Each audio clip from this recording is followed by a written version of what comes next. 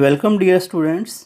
आइए आज पढ़ते हैं क्लास 11 इंग्लिश की poem number 3 the voice of the rain. यह पोएम वाल्ट विटमैन के द्वारा लिखी गई है। वाल्ट विटमैन एक अमेरिकन पोएट थे और ये अमेरिका के नेशनल पोएट भी रहे और उन्हें नेचर पोएट कहा जाता है क्योंकि उनकी अधिकतर पोएम्स जो है नेचर से संबंधित हैं। ये poem the voice of the rain भी प्रकृति से ही संबंधित है। इसमें बहुत खूबसूरत वार्तालाप है वर्षा का और कवि के बीच में। ठीक है, तो आइए देखते हैं लाइन बाय लाइन एक्सप्लेनेशन इस पोएम का। एंड हु आर्ट दाऊ, यहाँ दाऊ का मतलब है यू से, आर्ट मतलब आर। ये दोनों वर्ड जो हैं ये एलिजाबेथन पीरियड जो था उस पीरियड में यूज़ किए जाते थे और अब ये प्रचलन में नहीं है, लेकिन पोइट्री में इनका यूज़ अब भी किया जाता है। तो कवि जो है वर्षा से पूछता है हु आर यू, तुम कौन हो। सैड आई, मैंने पूछा, मैंने कहा वर्षा से। To the soft falling shower, soft falling shower का मतलब हल्के हल्के पड़ती हुई बारिश। ठीक है, मध्यम मध्यम पड़ते हुए, जो बहुत ही धीमे धीमे बारिश हो रही थी, उससे कवि ने प्रश्न किया। क्या प्रश्न किया? हु आर यू, तुम कौन हो। Which strange to tell gave me an answer, कवि कहता है और बड़ा विचित्र है कि मुझे वर्षा ने जवाब भी दे दिया, है ना। विच इज़ स्ट्रेंज, जो बड़ा अजीब है कि वर्षा ने मुझे जवाब दिया। जो जवाब दिया वो ये ट्रांसलेटेड है, उसका मैं अनुवाद कर रहा हूँ। वर्षा से जो मेरी बातचीत हुई, जब मैंने वर्षा से पूछा तुम कौन हो, तो उसने मुझे जवाब जो दिया वो मैं आपके सामने रख रहा हूँ। क्या जवाब दिया? I am the poem of earth said the voice of the rain. वर्षा की जो आवाज़ थी, वर्षा का जो स्वर था, उसने क्या जवाब दिया? I am the poem of अर्थ, मैं पृथ्वी की कविता हूँ, या मैं पृथ्वी का गीत हूँ, मैं धरती का गीत हूँ। ठीक है, ये जवाब वर्षा ने कवि को कहा कि मैं पृथ्वी की कविता हूँ। Eternal I rise impalpable out of the land and the bottomless sea. Eternal का मतलब क्या होता है? अनंत, चिरस्थायी, परमानेंट, हमेशा, जो हमेशा लगातार रहे, वो eternal. Eternal I rise impalpable. Impalpable का मतलब क्या होता है? इम्पेल्पेबल का मतलब होता है which can not be touched bye hands, जिसे हम छू नहीं सकते, जिसको छूना बहुत मुश्किल है, उसको कहते हैं इम्पेल्पेबल।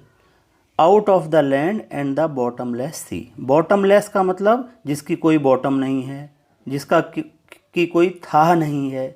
ठीक है, जिसकी गहराई नहीं नापी जा सकती। तो वर्षा ने जवाब दिया कि मैं एटर्नल हूँ, मैं हमेशा हूँ, अनंत हूँ, लगातार उठती रहती हूँ, मुझे नहीं छुआ जा सकता। Out of the land and the bottomless sea.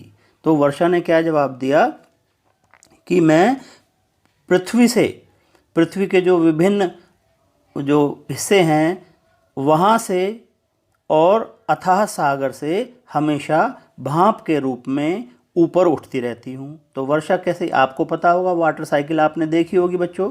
तो जल चक्र में क्या होता है कि सूरज की धूप के कारण पानी जो है भाप बनकर ऊपर उठता रहता है। ठीक है, ऊपर उठता है और ऊपर जाकर बादलों के रूप में बन जाता है। और फिर बादल जब बन जाते हैं, जब वो भारी हो जाते हैं, तो भारीपन के कारण वो जो है पानी वर्षा के रूप में फिर नीचे पृथ्वी पर आता है और पृथ्वी से फिर जो है भाप बनकर ऊपर चला जाता है। तो इस प्रकार एक वाटर साइकिल चलती रहती है। तो इसी वाटर साइकिल का जिक्र इस पोएम में है। ये वाटर साइकिल मैंने लास्ट में आपको इसका चित्र भी दिखाया है, आप वहाँ से देखेंगे। तो वर्षा ने क्या जवाब दिया? उसने कहा कि मैं पृथ्वी और असीम सागर से निरंतर अदृश्य रूप में ऊपर उठती रहती हूँ। ठीक है, उसने कहा मैं बॉटमलेस सी से और लैंड से, एटर्नल हमेशा, राइज ऊपर उठती रहती हूँ। अपवर्ड टू हेवन, हेवन का मतलब यहाँ किससे है? स्वर्ग से। सो हेवन का मतलब है यहाँ पर आकाश से, हेवन को स्वर्ग कहते हैं, लेकिन यहाँ मतलब है आकाश। तो वर्षा कह रही है कि मैं लगातार अदृश्य रूप में ज़मीन से और समुद्र से ऊपर उठती रहती हूँ। कौन उठती रहती है ऊपर? वर्षा। वर्षा भाप के रूप में उठती रहती है। पानी जो है ऊपर जाता रहता है। अपवर्ड टू हेवन, आकाश में। वेंस का मतलब है फ्रॉम वेयर, यानी जहाँ से। ऊपर जब उठ कर चली जाती है ये जो भाप है, तब क्या होता है? जहाँ से vaguely formed, all together changed and yet the same.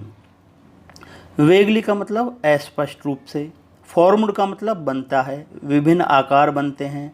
तो वर्षा कहती है कि जब मैं वाष्प के रूप में, भाप के रूप में ऊपर चली जाती हूँ तो वहाँ मेरे वेगली, अस्पष्ट आकार बनते हैं बादलों के रूप में। ऑल टुगेदर चेंज, यानी मेरा रूप बदल जाता है, लेकिन मैं येट द सेम, लेकिन मैं वही रहती हूँ। अर्थात मैं पानी ही रहती हूँ, वाटर की फॉर्म में ही रहती हूँ, लेकिन मेरा रूप बदल जाता है। ठीक है, इतना क्लियर हो गया। यहाँ वर्षा ने कहा कि मैं जो है लगातार वाष्प के रूप में, जिसको छुआ नहीं जा सकता, पृथ्वी से और अथाह सागर से ऊपर उठती रहती हूँ आकाश में, और आकाश में जाकर मेरे रूप बदल जाता है, लेकिन मेरा जो अस्तित्व है, जो पानी है, वही रहता है। और फिर आई डिसेंड टू लेव द ड्रॉट्स। डिसेंड का मतलब नीचे उतरना, लेव का मतलब धोना, वॉश कर देना। इसके बाद क्या होता है? जब मैं नीचे उतरती हूँ, का किस रूप में? बारिश के रूप में। बारिश के रूप में नीचे उतरती हूँ, और ड्रॉट माने सूखा, अकाल, सूखी हुई धरती, उसको मैं धो डालती हूँ। एटमीज़ का मतलब छोटे छोटे कण। Dust layers of the globe का मतलब यहाँ किससे है? पूरी पृथ्वी से। तो वर्षा कहती है कि मैं फिर नीचे उतरती हूँ, और धरती पर जो भी कण हैं, छोटे छोटे कण हैं, धूल के हैं, और जहाँ भी सूखा है, जहाँ भी पानी की कमी है, वहाँ मैं पूरा उसको परिवर्तित कर देती हूँ। धूल भरी परतों को मैं धो डालती हूँ। इस प्रकार से पूरी पृथ्वी पर बारिश करके मैं अकाल को, छोटे छोटे कणों को, धूल की लेयर हैं, परतें हैं, उनको मैं धो डालती हूँ। आगे देखिए। And all that in them without me were seeds only.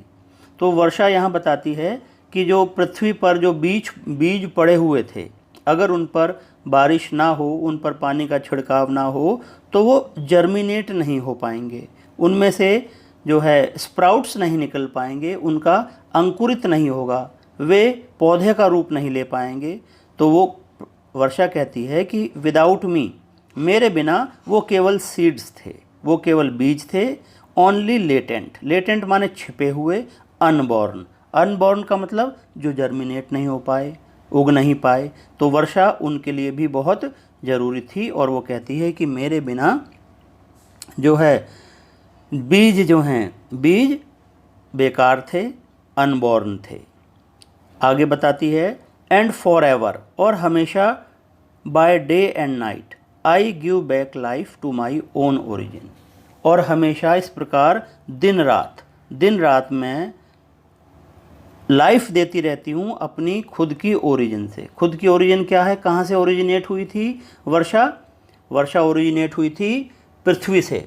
पृथ्वी पर जो पानी के विभिन्न आकार हैं, नदी है, झील हैं, समुद्र हैं, महासागर हैं, यहाँ से वो ओरिजिनेट हुई थी।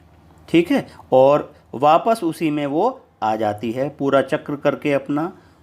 वर्षा कहती है कि बाय डे एंड नाइट, दिन रात, I give back life to my own origin, मैं जीवन प्रदान करती रहती हूँ अपनी ओरिजिन को, जहाँ से मैं निकली थी, जहाँ से मेरा अस्तित्व था, उसी को मैं जो है लाइफ प्रदान करती रहती हूँ, आकर्षक बनाती रहती हूँ। And make pure and beautify it, इसे शुद्ध करती रहती हूँ, एंड ब्यूटिफाई इट। बारिश का पानी जब ऊपर से गिरता है तो वो बिल्कुल प्योर फॉर्म में होता है, शुद्ध होता है, क्योंकि वाष्पीकरण के बाद आता है वो। तो जो पानी होता है वो पौधों के लिए, खेतों खलिहानों के लिए बिल्कुल शुद्ध होता है। तो वर्षा कहती है कि मैं दिन रात अपने अस्तित्व को अपने अस्तित्व को जीवन प्रदान करती रहती हूँ और उसे प्योर और ब्यूटीफाई, उसे सुंदर करती रहती हूँ, आकर्षक बनाती रहती हूँ, जीवन प्रदान करती रहती हूँ। तो इस प्रकार से मैं अपना काम पूरा करने के बाद पृथ्वी पर आती हूँ। आगे देखिए ये क्या है, ये पैरेंथेसिस में है, ये पोयम का पार्ट नहीं है, ठीक है। ये कवि ने अलग से लिखा है, यहाँ उसने कंपैरिजन की है एक सॉन्ग के बीच में और रेन के बीच में। तो रेन का जो है एक वाटर साइकिल होती है, बारिश जो है, बारिश का एक पूरा चक्र होता है, और वो चक्र क्या है कि वर्षा की बूंदें जो हैं पृथ्वी से, सागर से, नदियों से, झील से ऊपर उठती हैं और बादल बनती हैं। बादल बनने के बाद फिर वो बारिश के रूप में नीचे गिरती हैं। तो इस प्रकार एक पूरा चक्र चलता रहता है। उसी प्रकार से यहाँ लेखक ने जो है एक गीत के चक्र के बारे में बताया है कि for song issuing from its birth place. Song, कोई गीत कहाँ से इशू होता है, कहाँ से निकलता है वो, फ्रॉम इट्स बर्थ प्लेस क्या है उसका, लेखक जो उस गीत को लिखता है, कोई कवि जिसने वो गीत लिखा है वो उसका ओरिजिनेटिंग प्लेस है, ठीक है। इसी प्रकार गीत जब लिखा जाता है तो उसके बाद वो कहाँ जाता है, लोगों के पास जाता है, लोग उसे सुनते हैं, उसे पसंद करते हैं, ठीक है। आफ्टर फुलफिलमेंट वांडरिंग, घूमता है ये गीत जो है, बनने के बाद पूरे संसार भर में विचरण करता है, पसंद किया जाता है, नापसंद किया जाता है, रैग्ड और अनरैग्ड। रैग्ड और अनरैग्ड का मतलब यहाँ लाइक और डिसलाइक से है, कहीं वो लाइक होता है, कहीं वो डिसलाइक होता है, और ड्यूली विद लव रिटर्न्स, और फिर वो प्रेम पूर्ण तरीके से वापस लेखक तक आ जाता है। तो इस प्रकार ये गीत का एक चक्र होता है।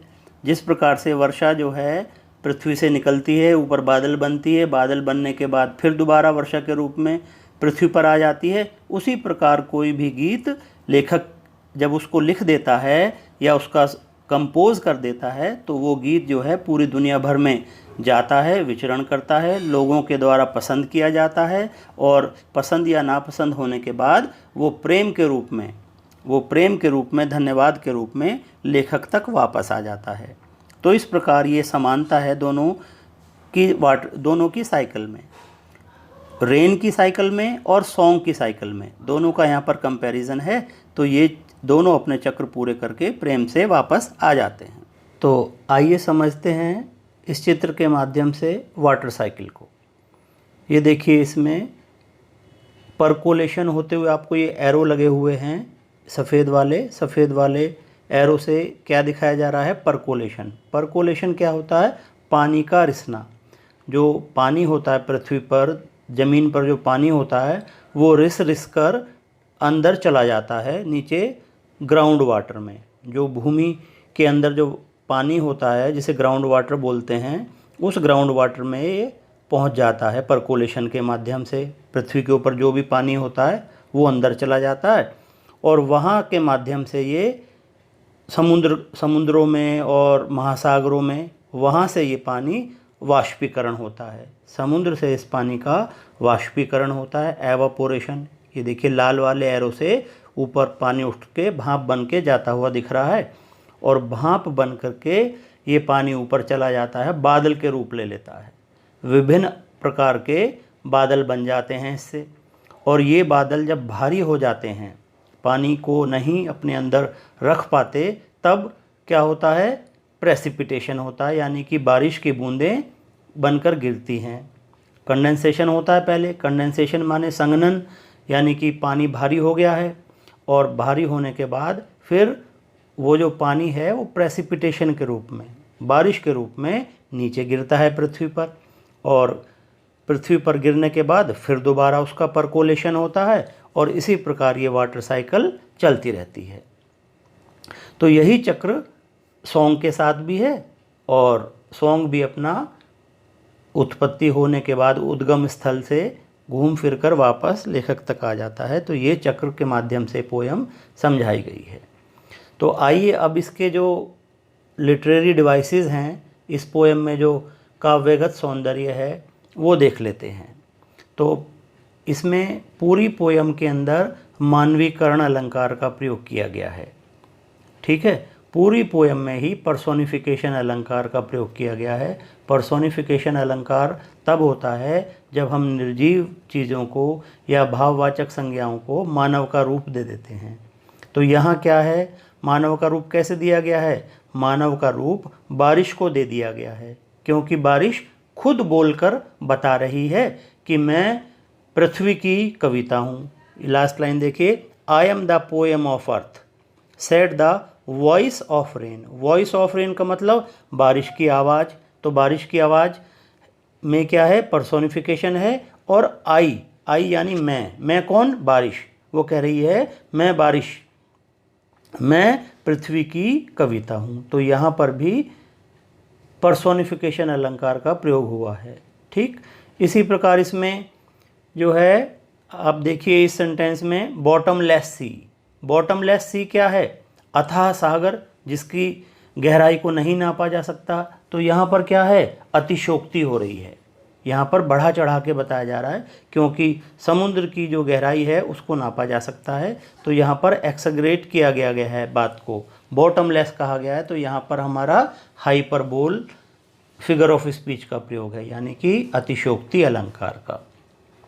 ठीक है, तो इस प्रकार से इस पोयम में हाइपरबोल है, पर्सोनिफिकेशन है और मेटाफर भी है। मेटाफर कहाँ है? जब वो कहती है कि पोएम ऑफ अर्थ, पृथ्वी का गीत। मेटाफर में क्या करते हैं हम एक चीज़ को दूसरी चीज़ का रूप दे देते हैं। एक तरह से कंपैरिजन होती है, ये इम्प्लाइड सिमिली भी कहा जाता है मेटाफर को। तो यहाँ पर जो है पृथ्वी को पोएम ऑफ अर्थ बताया जा रहा है कि पृथ्वी का गीत। ठीक है, तो यहाँ पर मेटाफर अलंकार है। तो स्टूडेंट्स, इस प्रकार ये पोएम हमारी पूरी हो गई है और मैं उम्मीद करता हूँ कि आप लोगों को ये समझ में आ गई होगी। अगर आप लोगों को समझ में आ गई है तो प्लीज़ अपना कमेंट ज़रूर दीजिएगा और चैनल को सब्सक्राइब कीजिएगा, ताकि आगे आने वाली वीडियो इंग्लिश की जो भी हैं 11th क्लास की, 12th क्लास की, आप तक समय समय तक पहुँचती रहें। ठीक, अपना समय देने के लिए धन्यवाद।